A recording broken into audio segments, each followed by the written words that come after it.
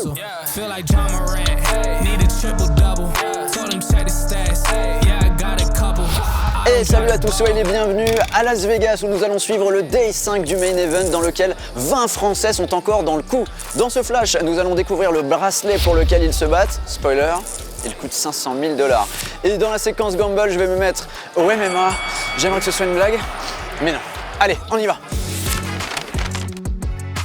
Des 8663 joueurs à avoir pris le départ du Main Event, ils étaient 380 à débuter le Day 5 aujourd'hui à midi, parmi eux 20 Français et forcément tous les regards étaient braqués sur Gaëlle Bowman, notre joueuse du Team Winamax qui à peine arrivée a eu la surprise de se diriger vers la table télévisée principale. Vous la connaissez, elle en a déjà parlé, c'est avec une petite boule au ventre qu'elle est arrivée, ce n'est pas ce qu'elle préfère, mais tout de même dès le début de journée elle a réussi à éliminer un joueur pour monter à 900 000 jetons. Tout se passait très bien pour elle jusqu'à ce qu'elle affronte le joueur Zhang qui lui a fait très mal, lui calant un énorme bluff avec hauteur roi. Elle a longtemps hésité, de longues minutes avant de finalement passer sa hauteur as. Le call aurait été superbe, finalement elle ne l'a pas fait et quelques mains plus tard elle a malheureusement été éliminée. As-roi contre paire de roi, il n'y avait absolument rien à faire. C'est une 302e place qui vient sceller son histoire et celle du Team Winamax dans ce Main Event 2022. C'est également terminé pour la joueuse française Sarah Herzali. Il n'y a donc plus de joueuses tricolores en course. On a aussi perdu Quentin Guivarch, mais pas de panique, alors qu'on atteint la centaine de joueurs environ sur ce Main Event, on est encore en train de faire les comptes. Il reste quelques chances tricolores pour nous représenter. Le qualifié Winamax Alexandre Girardin, Pierre de Almeida. L'objectif du Day 6 sera de tomber à 27 joueurs, on croise les doigts pour nos Frenchies. Quant à moi, je vous avoue que là je suis moyennement serein parce que c'est l'heure de la séquence défi du jour et c'est François Pirot qui me le lance. Hey Harper! Est-ce que tu sais que Las Vegas est une terre bien connue des combattants MMA? Du coup, le défi du jour est simple, il suffit d'aller en affronter un et de ressortir entier. Eh, bonne chance, tu vas en avoir besoin.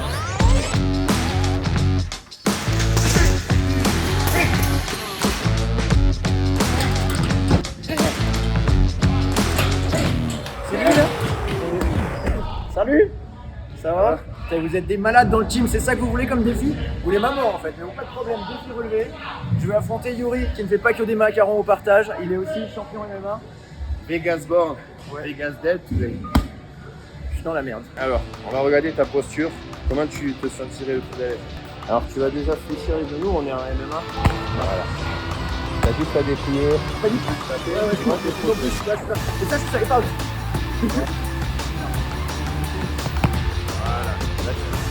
Bon, j'ai les bases, je crois que je suis prêt. Le temps de relever le défi, round de 3 minutes. Dans la merde. 3 minutes, 3 minutes. C'est bon. Ah non. Putain, il m'a poussé la tête. Il arrive. Ça fait mal ça. Attends, qu'est-ce que c'est que ça? Non, ça y est. C'est fini. Défi perdu. C'est bon. Défi perdu.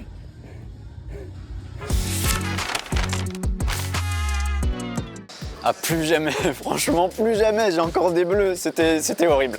Bon, à défaut de tenir une ceinture de champion UFC, j'ai pu approcher le bracelet qui sera remis au grand vainqueur du Main Event, c'est Grégory Chauchon qui nous le présente, regardez.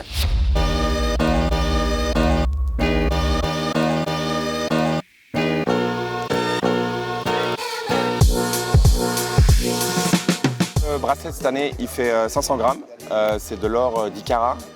Il y a un peu plus de 2700 pierres, dont des diamants et des rubis, et il est estimé à 500 000 $.